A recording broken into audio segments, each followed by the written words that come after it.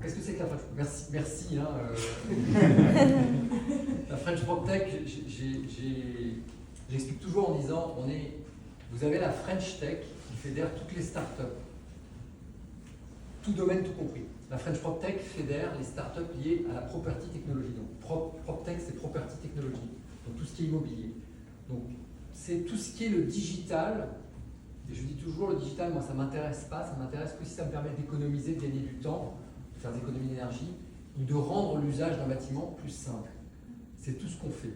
Donc on est à la fois une espèce de BNI, un groupe local, donc on est une association nationale, mais ici à Tech PACA, on se réunit pour faire pitcher des boîtes, pitcher plutôt marketing, pitcher sur des levées. Donc Icaro a pitché l'autre jour à l'accélérateur M, donc on a 2 lieux dans lesquels on se réunit. Cité Fab, qui est donc, Stéphane en a parlé tout à l'heure, qui est un coworking très orienté archi, bâtiment, je suis bien.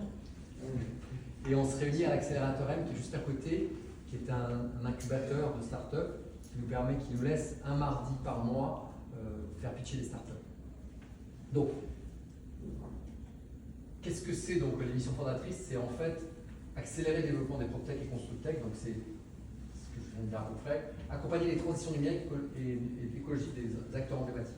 Donc c'est aider et engager les territoires, c'est aider les territoires, et tout ce qui est communauté urbaine, ville, qui sont souvent complètement paumés entre. Enfin, c'est très compliqué de s'y retrouver dans tout ce qui arrive aujourd'hui dans le digital. Est-ce que c'est utile, est-ce que c'est pas utile, est-ce que ça va me permettre de gagner du temps, comment je vais gérer mon bâtiment, tout ça. Donc ça, c'est véritablement fédérer tout ça. L'immobilier, donc ça vous le savez, c'est un des plus gros employeurs de France, tenant compte de la construction, attention. Donc ça prend 11% du PIB. C'est un secteur, la réalité et la vraie problématique à laquelle on est confronté, c'est que ça pollue énormément. Une tonne de béton, c'est une tonne de CO2. Donc, je viens de vous dire, donc, notre but, c'est de penser humain et en mètres carrés. On a trop pensé en mètres carrés, quand les promoteurs pensent, on voit que mètres carrés, et notre job, nous, c'est de remettre l'humain au centre de tout ça. En gros, l'idée, c'est comment le digital m'aide, moi, en tant qu'utilisateur, à faire des économies d'énergie, comment on va aider un gestionnaire de bâtiment à mieux gérer son bâtiment à économie d'énergie et à rendre l'usage plus facile. Donc tout ça, c'est des choses qui se passent par des innovations soit technologiques, du béton bas carbone pour construire, en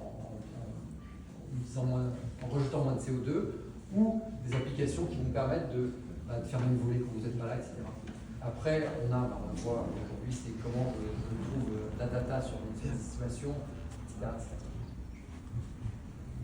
Ça, j'en ai parlé des événements. Donc aujourd'hui, on est une quinzaine de startups, non plus 16-17 startups ici sur la PACA. Donc, je suis co-ambassadeur avec Frédéric qui est là. Viens. D'abord, papa. Moi, je suis un passionné de technologie. Et je le dis, la technologie, c'est uniquement ça nous permet comment. Moi, je disais pour moi. Là, Frédéric, je vous donne un exemple. Frédéric Astralis, sa boîte, parce qu'il n'aime pas trop se mettre en avant, sa boîte vous permet de mettre un QR code dans les copropriétés. Qu'est-ce qui se passe en général dans les copropriétés? Lorsque vous avez un problème, un groupe qui ne fonctionne pas, vous devez appeler un syndic. Quand vous êtes locataire, le locataire n'est pas censé appeler le syndic. Donc, si vous avez un syndic un peu borné, il va vous dire non, monsieur, vous ne pouvez rien faire, il faut appeler le propriétaire ou votre agence qui vous gère.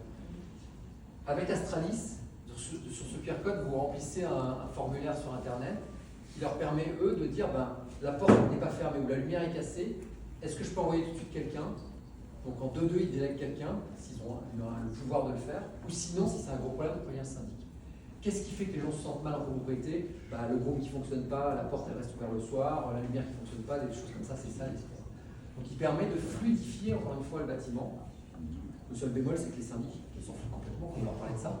Très clairement, on est en train de leur enlever leur pain parce que du coup, on va diminuer leur charge de boulot. Du coup, ils vont peut-être se dire je vais facturer moins. C'est ça le raisonnement, c'est ce qui se passe aujourd'hui dans le bâtiment, donc ça ne les intéresse pas. Et très clairement, on est face à des gens qui ont une résistance aujourd'hui, donc c'est très intéressant. Et ce qui s'est passé, je dis toujours, ce qui s'est passé dans la transaction ces 10 dernières années avec le meilleur agent, etc., parce que Philippe Caron aujourd'hui, on a eu un mouvement. L'immobilier n'a pas bougé pendant 40 ans à peu près. Là, pendant 10 ans, ça a énormément bougé en transaction.